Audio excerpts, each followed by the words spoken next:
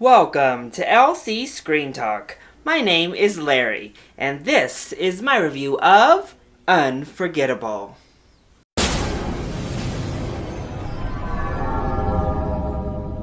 Just enjoying my nice beverage from my unforgettable glass from the screening this evening.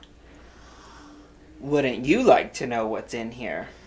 They also handed out these other fun little trinkets and really created just an immersive, fun, interactive screening experience. We had like the photo experience, they were doing nails. As you can see, I did not partake there. Giving out massages. It was just a really great environment to be a part of. But how was the main event, the film itself? Well, I'm gonna have to take another drink to get into this one. I went into Unforgettable expecting a glorified Lifetime movie, and what I got was an actual Lifetime movie. But let's go ahead and get the few positive things it does well out of the way first. I love Rosario Dawson. This definitely wasn't her best work, but she has a few scenes where she really gets the opportunity to shine. I think her performance overall was inconsistent, but she is able to at least inject some sort of realism and some sort of emotion into this role.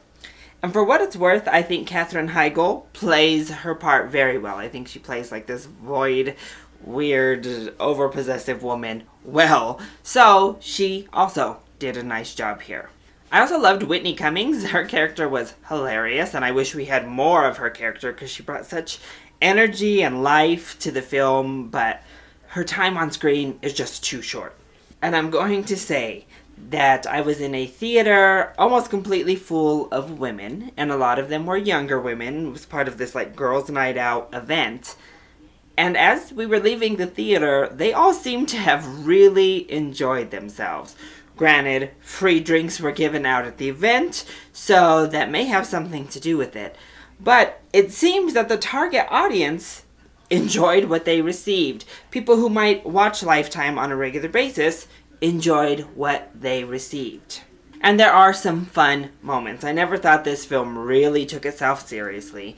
And they delivered on like the whole cat fight aspect that we get in these kind of movies. They have some nice twists and turns and unexpected moments. We have the drama.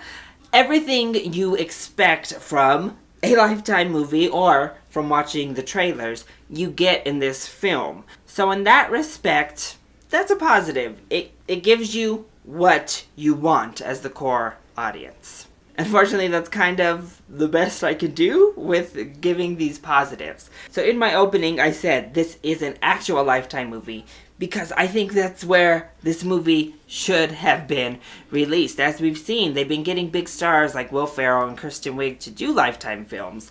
I love Rosario Dawson, but she's not necessarily a box office draw by any means.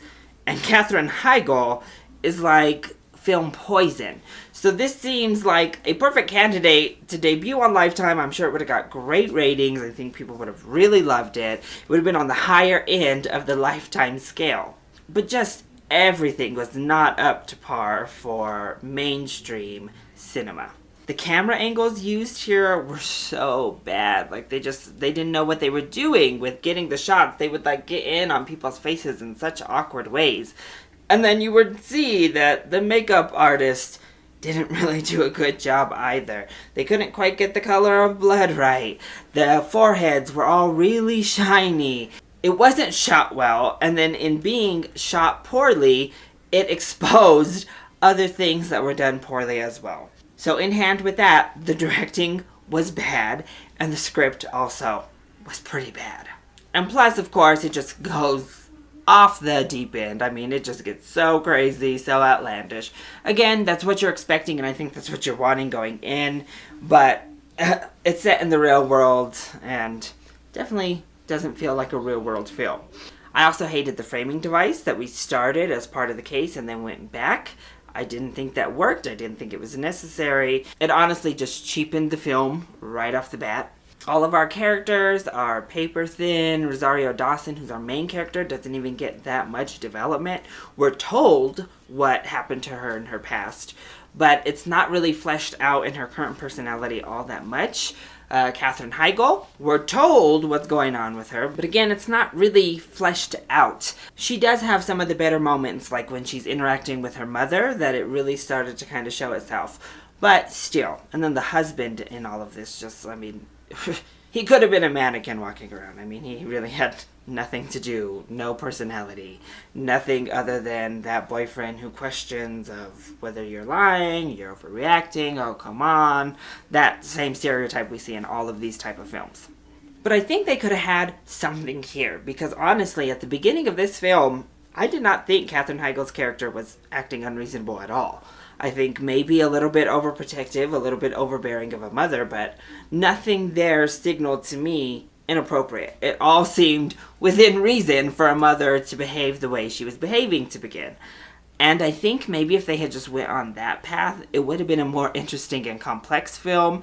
Maybe not as dramatic and outlandish and over the top, but it just kind of left the door open for possibilities of what could have been. Plus, they have a twist with Katherine Heigl's character that is completely underbaked, thrown in there just to throw it in, and it wraps up the film horribly. I hate the completion of the arc in her character's story, because it just, I mean, it's a pretty actually insulting message, and it ultimately just left me confused, and again, just showed that not much thought was put into the script itself.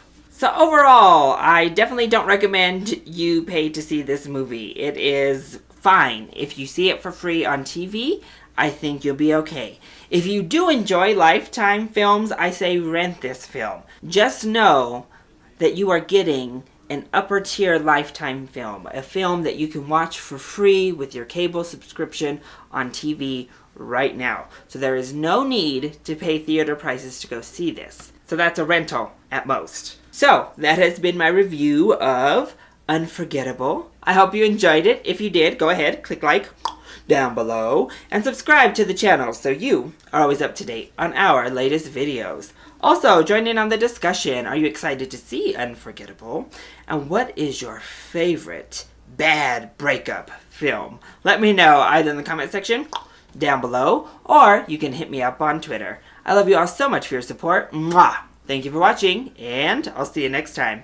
Bye!